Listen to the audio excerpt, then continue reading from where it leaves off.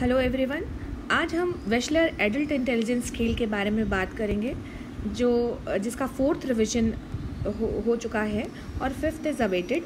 तो मैं आज आप लोगों को वाइस 4 के बारे में बताऊंगी। टेस्ट के बारे में और आगे जाने से पहले कुछ बेसिक इन्फॉर्मेशन इस टेस्ट के बारे में जान लेना बहुत ज़्यादा ज़रूरी है। वेशलर का ये जो स्केल है वाइस, इसे वेशलर और बेलव्यू ने 1939 में बनाया था, लेकिन इसको सबसे पहले फरवरी 1955 में रिलीज़ किया गया।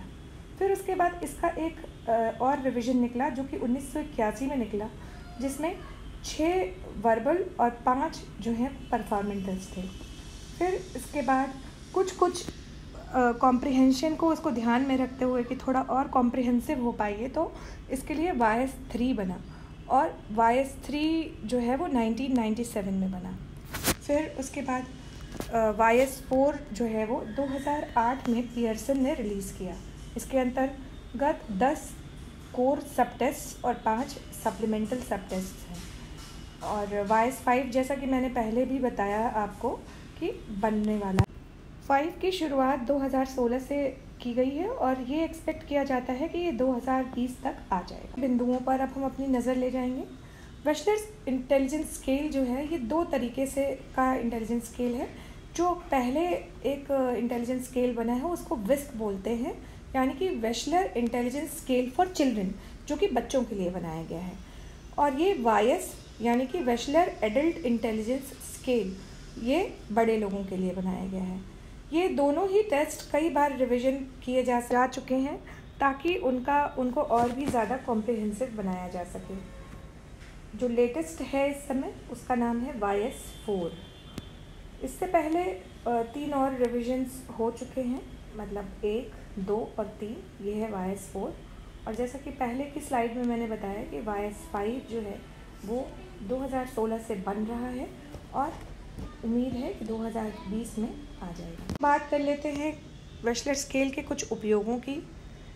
इसका उपयोग एक जनरल कॉग्निशन का मूल्यांकन करने के लिए, असेसमेंट करने के लिए और एक कॉम्प्रिहेंसिव डेटा को पाने के लिए इसका उपयोग किया जाता है। ये एक साइको एजुकेशनल टूल के रूप में कार्य करता है।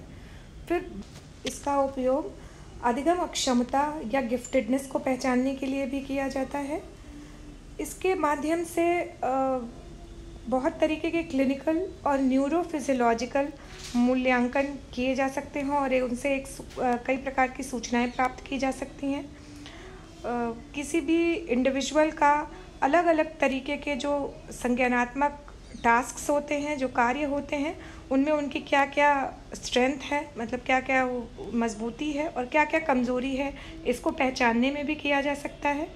इसको एकेडमिक या एजुकेशनल परफॉर्मेंस को देखने के लिए, वैलिडेट करने के लिए और उसमें विश्वसनीयता देखने के लिए भी किया जाता है।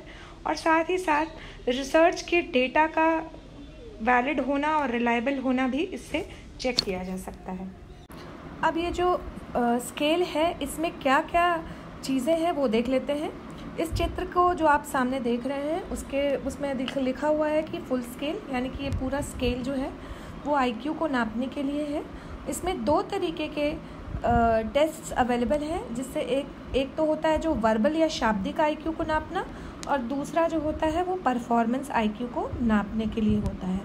वर्बल आईक्यू कॉम्प्रिहेंशन इंडेक्स एक होता है वर्बल आईक्यू में और दूसरा होता है वर्किंग मेमोरी इंडेक्स। अब वर्बल कॉम्प्रिहेंशन इंडेक्स में क्या क्या चीज़ें आती हैं, उसमें शब्दकोश जिसको हम बोलते हैं वोकैबुलरी, समानता से संबंधित कि कौन सी चीज़ें समान हैं, कौन सी असमान है, उनको पिक आउट करना। फिर अलग तरीके के कुछ इंफॉर्मेशंस हों और बोध या कॉम्प्रिहेंशन से संबंधित चीज़ें जो हैं वो वर्बल कॉम्प्रिहेंशन इंडेक्स में आती हैं। दूसरा जो होता है वो वर्किंग मेमोरी इंडेक्स है। इसके अंतर्गत अरिथमेटिक या मैथ से संबंधित, डिजिट स्पैन, मतलब कि किसी भी डिजिट का क्या विस्तार है, लेटर या नंबर या उनका कैसे कैसे हम सीक्वेंसिंग करेंगे, इससे संबंधित टेस्ट में इससे संबंधित आइटम्स होते हैं। दूसरा जो है वो परफॉर्मेंस आईक्यू है। ये भी 2 तरीके के टेस्ट में बांटा हुआ है। पहला होता है जिसको हम परसेप्चुअल ऑर्गेनाइजेशन इंडेक्स कहते हैं, जिसके अंतर्गत की पिक्चर कोई दी हुई है उसको कैसे कंप्लीट करना है, या ब्लॉक डिज़ाइन टेस्ट जो होता है कि ब्लॉक डिज़ाइन क्या है उसको देख के आगे की चीज़ें को फॉलो करना, मैट्रिक्स या रीजनिंग या तर्कना, ये चीज़ें आती हैं परसेप्चुअल ऑर्गेनाइजेशन इंडेक्स में। दूसरा जो है वो प्रोसेसिंग स्पीड इंडेक्स है। ये प्रोसेसिंग स्पीड इंडेक्स के अंतर्गत डिजिटल सिंबल की कोडिंग करना और सिंबल्स को खोजना, ये सारी चीज़ें आती हैं। तो यदि हम देखेंगे तो इसमें हम देखेंगे कि अलग अलग चीज़ों के लिए इसमें अलग अलग कोर सब टेस्ट हैं और अलग अलग सप्लीमेंटल सब टेस्ट हैं। तो अगर वर्बल कॉम्प्रिहेंशन इंडेक्स स्केल जो इसमें है उसमें कोर सब टेस्ट है समानता, सिमिलैरिटी, वोकैबुलरी या शब्दकोश, और इन्फॉर्मेशन या सूचना। सप्लीमेंटल सब टेस्ट है बोध या कॉम्प्रिहेंशन। इसी तरीके से जब वर्किंग मेमोरी इंडेक्स स्केल में हम आते हैं तो वहाँ कोर सब टेस्ट होते हैं डिजिट स्पैन, अरिथमेटिक, और सप्लीमेंटल सब टेस्ट है लेटर, नंबर, सीक्वेंसिंग। फिर हम अगर परसेप्चुअल रीजनिंग इंडेक्स स्केल को देखें तो उसमें कोर टेस्ट हैं block design, matrix reasoning, visual puzzles, और अगर सप्लीमेंटल सब टेस्ट को देखते हैं तो उसमें फिगर, वेट्स और पिक्चर कंप्लीशन। फिर प्रोसेसिंग स्पीड इंडेक्स स्केल को अगर हम देखते हैं तो उसमें कोर सब टेस्ट है सिंबल, सर्च, कोडिंग, और सप्लीमेंटल सब टेस्ट है कैंसिलेशन।